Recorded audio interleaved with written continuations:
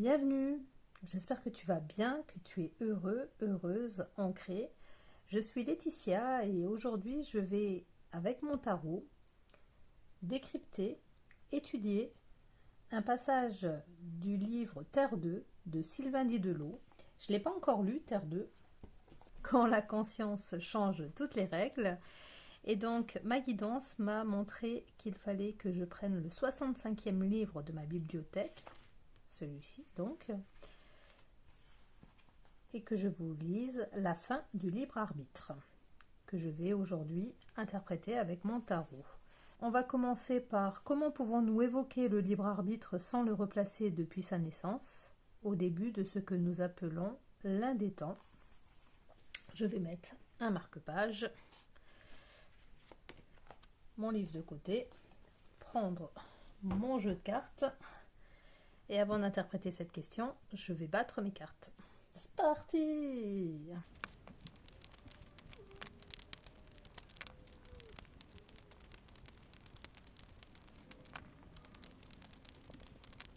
Allez, c'est parti, on entre dans le tirage.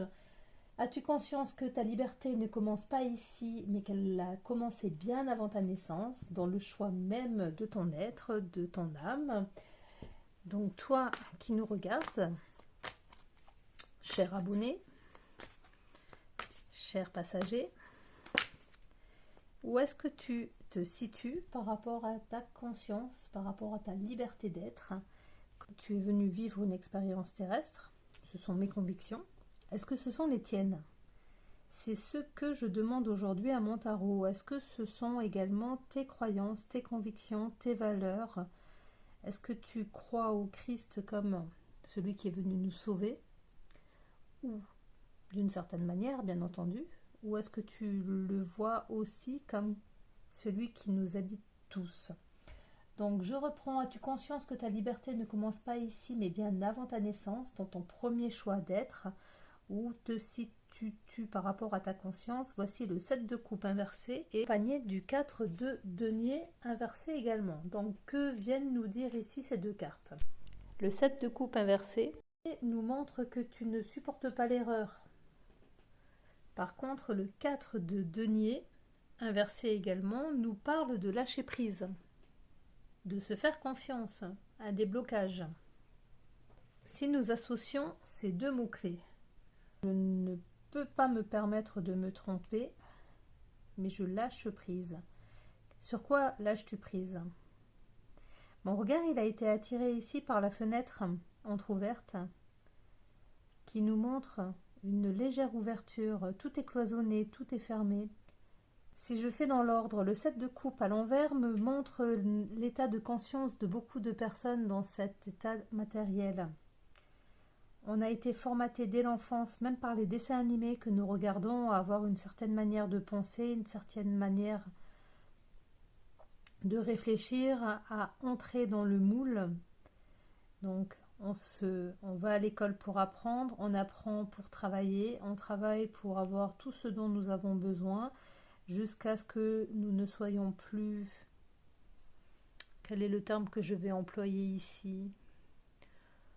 Jusqu'à ce que nous ne soyons plus aussi, j'ai envie de dire frais. Et donc une fois qu'on est un peu moins frais, on nous pousse vers la sortie. As-tu conscience que ta liberté ne commence pas ici, mais bien avant ta naissance, dans ton premier choix d'être? Donc moi je vois ici le conditionnement auquel tu t'accroches parce que c'est normal. C'est normal de s'accrocher avec ce qui nous a construit. Déconstruire est beaucoup plus dur, très très difficile de déconstruire, d'admettre que notre point de vue est peut-être erroné, d'admettre que nous sommes tous manipulés. C'est pas quelque chose d'évident, ça. Quand tu parles avec des personnes qui sont complètement là-dedans, pour eux on est des illuminés. Quand on s'éveille, ce sont pour nous eux. Illuminés, ça me plaît pas trop. Ça manque justement de manque de lumière. Bon, enfin bref, t'as compris, j'espère, où je souhaite en venir. As-tu conscience que ta liberté ne commence pas ici, mais bien avant ta naissance, dans ton premier choix d'être? Aujourd'hui, tu prends conscience que Tout ce que tu appliques avec beaucoup de vigueur, de rigueur, c'est quelque chose que tu dois modifier. Et la fenêtre est en train de s'ouvrir pour lâcher prise à tes croyances erronées. Je poursuis. J'ai fait une lecture de ce passage que je t'inviterai à écouter avec le lien dans la description. Deuxième partie. Pour simplifier votre vision des choses, nous allons utiliser une image. On va sur l'image créatrice. Quelle image de toi et du monde répètes-tu sans t'en rendre compte? Nous avons tous choisi quelque chose en venant sur Terre. Nous avons choisi un corps, nous avons choisi l'époque, le cadre, nos parents, notre famille. Hop là. On va dépoussiérer tout ça. Quelle image de toi et du monde répètes-tu sans t'en rendre compte? Voici le 4 d'épée. Le 4 d'épée, les mots-clés de cette carte sont la façon de penser obsolète, la sclérose, rester en place, pas de remise en question. L'image de toi et du monde, répètes-tu sans t'en rendre compte? Eh bien écoute, on a Matrix ici, quelqu'un qui dort sa vie, tout simplement, qui répète le cycle qu'on nous a appris avant nous. La fenêtre est bien plus ouverte que tout à l'heure avec mon 4 de denier, tu vois. Donc là, c'était un petit peu entrouvert, même à l'envers. Ici, nous avons une grande ouverture, donc l'idée commence à se mettre en place, à mûrir. On commence à envisager le changement en se disant « Et si c'était vrai ?» Nous aurait-on menti? Est-ce qu'on continue à nous mentir? Est-ce que tu vas changer ton regard? Est-ce que tu vas sortir de ta grotte? Il faut absolument que je lise ce livre de Platon avant de continuer à venir te parler ici. Je pense que c'est indispensable.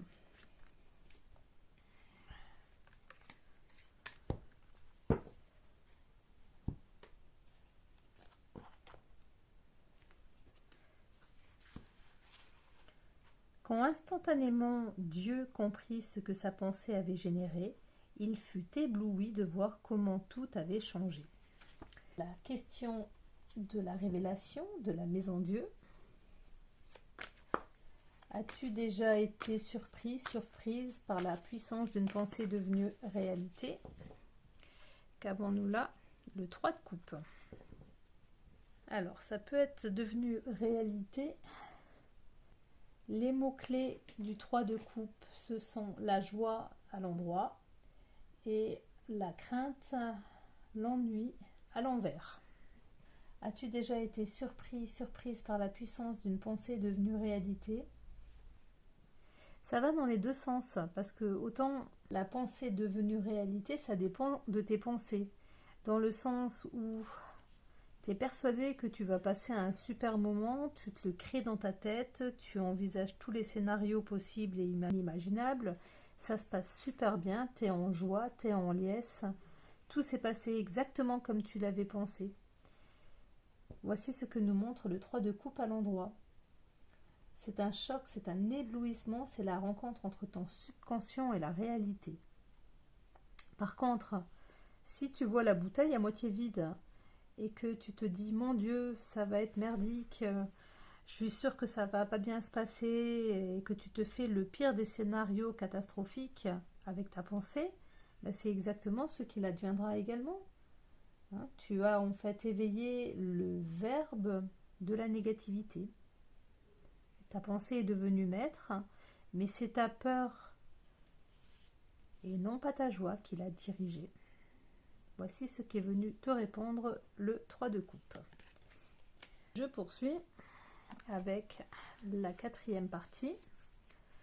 Dans ce chemin, des lois divines furent transmises par la divinité à toute sa création, de dimension en dimension. Donc là, la question, elle est courte. Quelle loi divine oriente réellement ta vie? Donc nous vivons dans un monde fait de lois visibles et de lois invisibles. Il y en a qui nous contraignent, il y en a, la majorité nous protège. L'as de denier.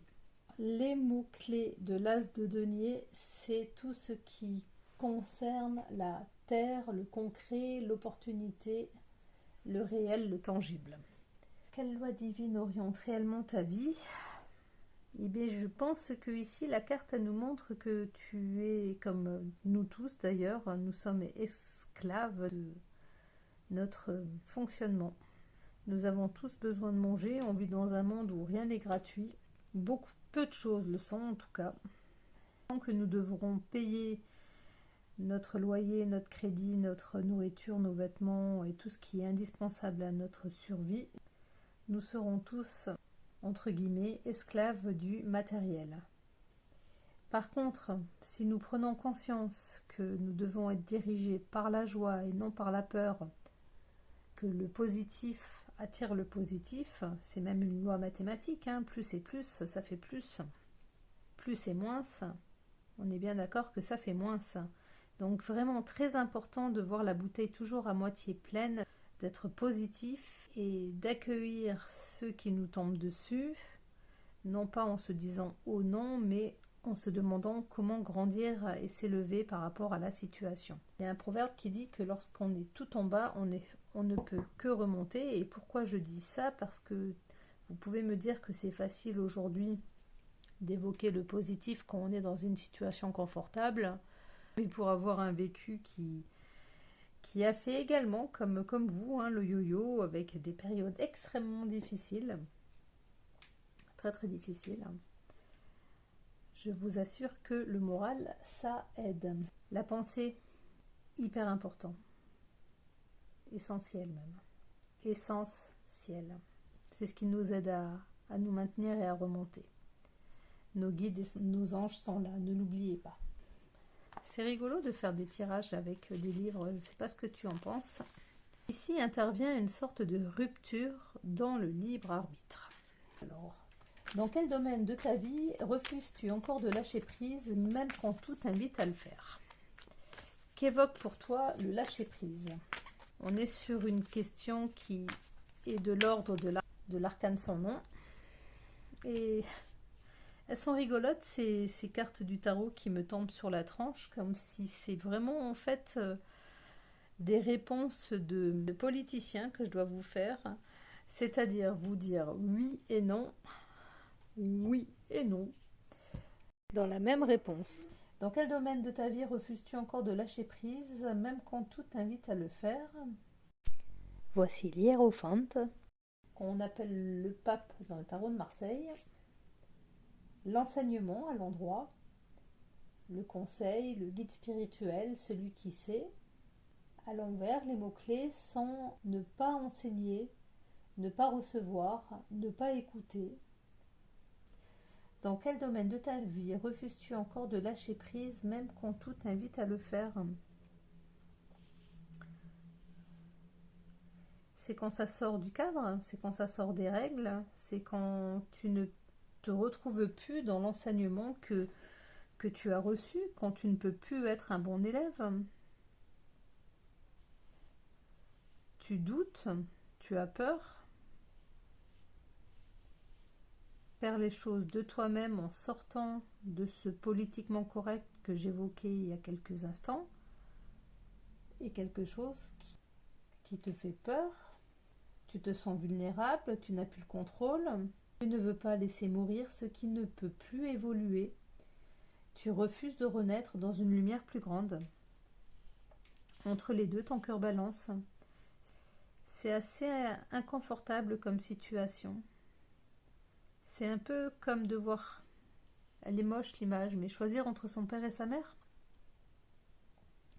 C'est l'impression que tu as, que tu dois choisir entre bon, les images sont toutes faites, hein, le bien et le mal. Ce qu'il faut comprendre ici, si je devais imager avec cette carte de l'hiérophante sur la tranche, c'est que ne plus vivre comme un Jedi ne veut pas dire devenir un Sith. Voici l'image que je trouve la plus adaptée par rapport à ce que je ressens ici avec la carte de l'hiérophante. C'est pourquoi, sur Terre 2, 6e petit paragraphe de ce chapitre, avec la question « Est-ce que tu écoutes la voix de ton âme quand elle t'appelle à t'élever au-dessus de ta peur ?» Je parlais de lui il y a quelques secondes. Voici l'arcane majeur de l'empereur. L'empereur, c'est tout ce qui est les règles, la structure, le devoir, la discipline, l'autorité, la figure paternelle. Écoutes-tu la voix de ton âme quand elle t'appelle à t'élever au-dessus de ta peur? Que nenni, tu restes dans les règles, ton éducation prend le dessus, tu restes dans ce que l'on t'a enseigné, tu ne déroges pas. Donc là, il faut que tu t'apaises, que tu te centres, que tu te calmes. Il y a différents moyens pour ce faire. Ça peut être faire les choses que tu aimes, cuisiner, jardiner, dessiner, faire de la musique, entrer en toi par rapport à tes activités. Ça peut être méditer. Méditer, c'est un bien grand mot, ça fait peur même, mais c'est juste. Alors surtout, ne mettez pas de réveil, ne mettez pas de sonnerie, ne mettez pas quelque chose qui vient tout envoyer bouler alors que vous êtes en train de capter quelque chose que vous ne connaissez pas. Ne faites pas cette erreur, puisque beaucoup de vidéos qui t'expliquent comment méditer te disent commencez par méditer quelques minutes et pour ce faire, pour être sûr de ne pas être dérangé, mettez un minuteur. Surtout ne faites jamais ça. Installez-vous confortablement et l'idée c'est d'accueillir les pensées qui arrivent, les remercier, leur dire plus tard, de manière à essayer de faire le vide en vous, d'écouter, de trouver le calme, de vous relier à votre respiration. J'en parle comme si j'étais une grande spécialiste, alors que c'est quelque chose que j'essaye de faire depuis maintenant des années, avec toujours autant de difficultés. Et ma carte d'Osho de cette semaine me disait essaye de méditer, médite. Donc voilà, on y va tous ensemble. Et il n'y a que comme ça que tu pourras écouter la voix, la tienne, celle qui te parle. C'est pas de moi, c'est Lulumineuse qui disait si le matin tu entends ta petite voix intérieure qui te dit prends un parapluie et que tu regardes dehors, tu vois un ciel magnifique et que la météo n'a pas annoncé de pluie avant quelques jours, prends-le parapluie. Parce que c'est toi qu'il faut que tu écoutes. Hein, et que si tu te retrouves comme un con sous la pluie en te disant purée, mais je savais qu'il fallait que je prenne un parapluie, pourquoi je ne me suis pas écoutée? Ben, c'est juste ça, s'écouter. Entendre sa petite voix intérieure quand elle nous souffle de faire des choses qui sont pour nous.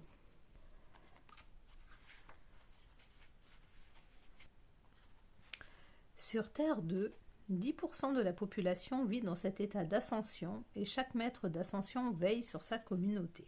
Que ferais-tu si tu vivais déjà dans un monde où ton âme et ton corps ne feraient qu'un? Waouh, sacrée question. Eh ben oui, forcément. Tu t'écouterais. Alors avant de partir dans ce que je ressens à la vue de ces deux cartes, je te rappelle que les mots-clés du cavalier de bâton sont la fougue à bride abattue.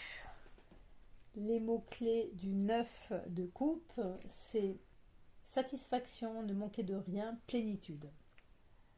Que ferais-tu si tu vivais déjà dans un monde où ton âme et ton corps ne feraient qu'un? Eh bien écoute, tu partirais, tu explorerais, tu n'aurais pas peur, tu affronterais tes peurs, tu les regarderais bien en face et tu leur dirais vous n'êtes pas à votre place ici. Tu regarderais tes peurs bien en face et tu leur dirais stop, vous n'êtes pas les bienvenus. Pourquoi ai-je peur de vous? Qu'est-ce qui m'effraie tant chez vous? Comment est-ce que je peux faire pour que vous disparaissiez, pour pouvoir me retrouver en toute plénitude, pour pouvoir me connecter, pour pouvoir être moi, pour pouvoir être vrai, pour savoir ce que je kiffe, ce que j'aime, ce qui est bon pour moi? Tu n'aurais pas peur d'oser apprendre qui tu es vraiment. Voici pour ce petit tirage inspiré de Terre 2. Donc ce tirage pour moi fait appel à l'heure miroir 6565 qui est venu à ma rencontre sur mon tableau de bord de mon véhicule. J'ai cherché le sens de toutes ces heures miroirs. Toutes ces heures miroirs au départ elles m'ont intriguée, mais ça fait plus de 20 ans qu'elles m'ont intriguée. La vie m'a remis sur la voie christique et que les heures miroirs sont réapparus, j'ai d'abord été très intriguée. J'ai pris ensuite cela comme un encouragement. Et il y a quelque chose au fond de moi qui me disait que pour en voir autant tout le temps à ces fréquences-là, il devait certainement y avoir autre chose. Et je me retrouve complètement dans l'amour que j'ai par rapport à la lecture, l'amour que j'ai par rapport au tarot et recevoir en fait des cheminements, des directions à prendre sur quel livre, quel passage par ce biais-là, ça me fait kiffer. Donc je vais vraiment, vraiment, vraiment essayer de bien vous en faire profiter. Et si toi aussi, tu as des nombres comme ça qui t'appellent et que tu veux tester, tu me contactes et on voit ça ensemble. Excellente journée, à très bientôt. Merci.